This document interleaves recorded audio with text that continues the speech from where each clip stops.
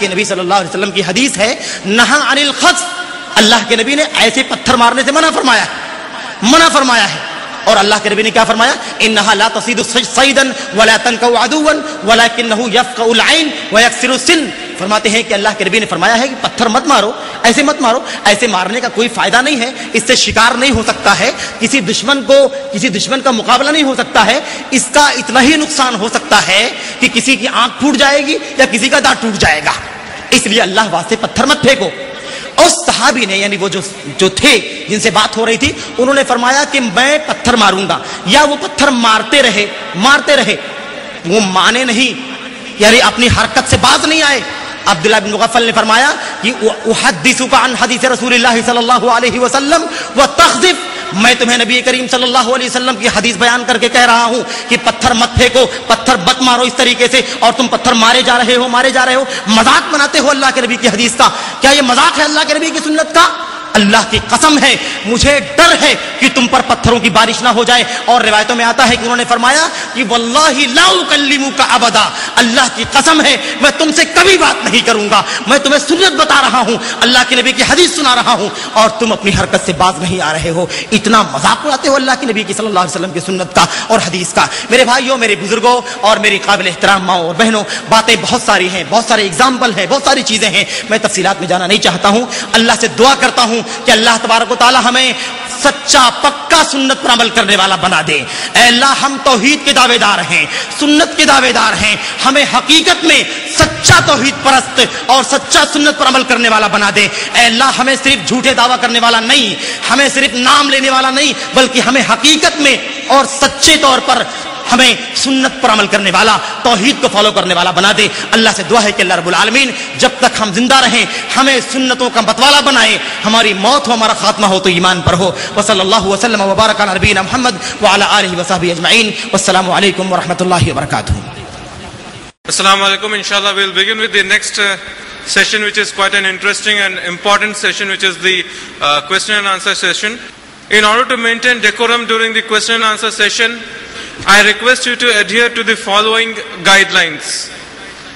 There are 3 mics provided, one in front of the mid stage over here for the brothers. The second mic is in the rear for the sisters on the ground floor, and the third mic is provided on the top in the balcony for the sisters. Please make a queue at the respective mics if you would like to ask a question.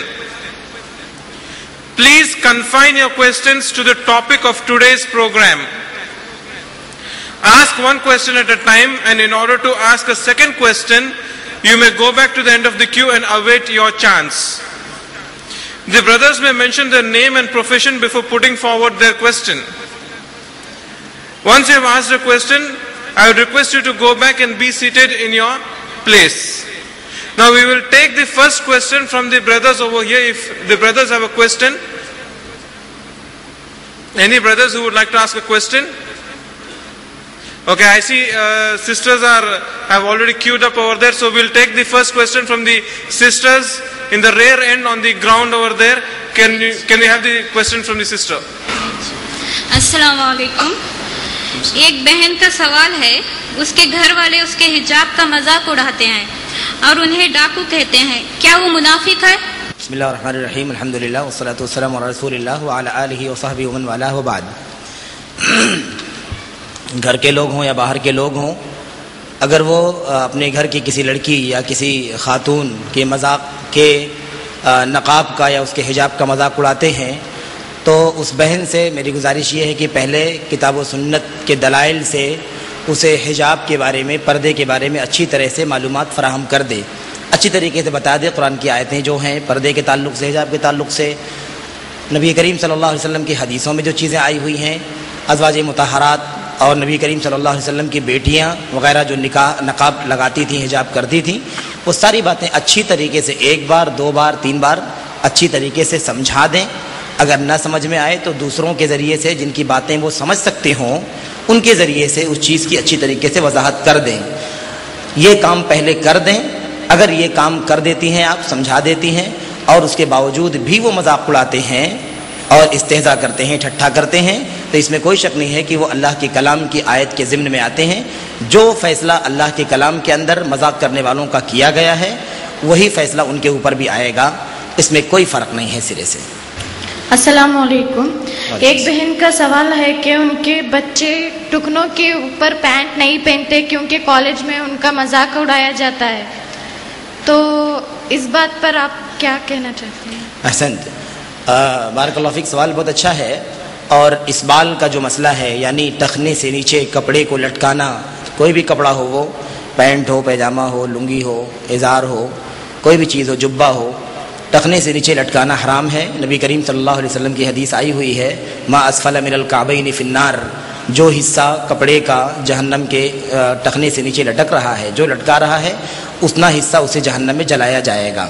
اس کے علاوہ اور بھی روایتیں آئی ہیں جس سے پتہ چلتا ہے کہ یہ بہت بڑا گناہ ہے۔ ایسے آدمی کی طرف اللہ رب العالمین نہ رحمت کی نگاہ سے دیکھے گا، نہ بات کرے گا، اور نہ ہی اس کا تزکیہ کرے گا، یعنی نہ پاک صاف کرے گا۔ کالج میں، یونیورسٹی میں ٹخنے سے نیچے، ٹخنے سے اوپر پیجامہ یا پینٹ پہننے والوں کا مذاق اڑاتے ہیں۔ اس وجہ سے کوئی بھی اسٹوڈنٹ جو ہے اس میں پڑھ رہا ہے، وہ اسی ڈر کے مارے کہ لوگ اس کا مذاق اڑائیں گے، وہ ٹخنے سے نیچے لٹکاتا ہے، پہنتا ہے۔ میں ایسے بھائیوں سے اور کیا کہتے ہیں برادران سے جو بھی یونیورسٹی میں پڑھتے ہیں، ان سے گزارش کروں گا کہ ٹخنے سے نیچے لٹکانا یہ حرام ہے۔ ٹخنے سے اوپر اگر یہ ٹخنا ہے تو ٹخنے سے جسٹ اوپر رکھنا یہ جائز ہے، اور آدھی پڈلی تک، ہاف، اگر آپ سمجھ لیتے ہیں یہ پیر تو آدھی پڈلی تک پیجامہ یا لنگی کو رکھنا یہ افضل ہے۔ 3 اسٹیپ ہے، ٹخنے سے نیچے حرام، ٹخنے سے جسٹ اوپر بھی اگر آپ نے کر لیا تو جائز، اور اگر آدھی پڈلی تک، ہاف پڈلی تک رکھتے ہیں، انصاف ساقین جس کو کہا جاتا ہے، یعنی آدھی پڈلی کے برابر آپ نے رکھا ہے، تو وہ افضل اور بہتر ہے۔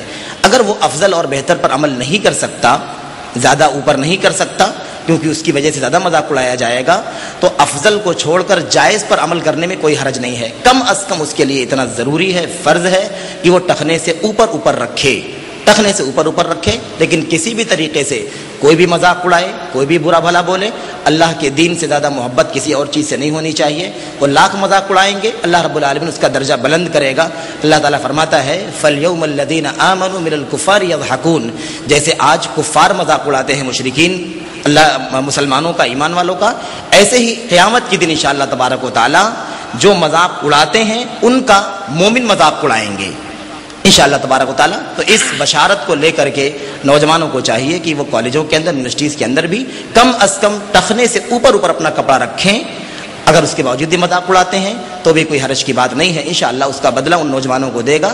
اور عزم کی استقامت کی ضرورت ہے، جب تک عزم پیدا نہیں ہوگا، استقامت پیدا نہیں ہوگی، اور اللہ کے دین کو، اسلام کو اگر ہم عزت کا سبب نہیں سمجھیں گے، یعنی دین پر عمل کرنا ہمیں عزت کا سبب سمجھنا ہے، مجبوری نہیں ہے، ہم خود عزت سمجھتے ہیں کہ اسلام کے احکام کو فالو کریں گے تو ہماری عزت اللہ رب العالمین کے ہاں ہوگی۔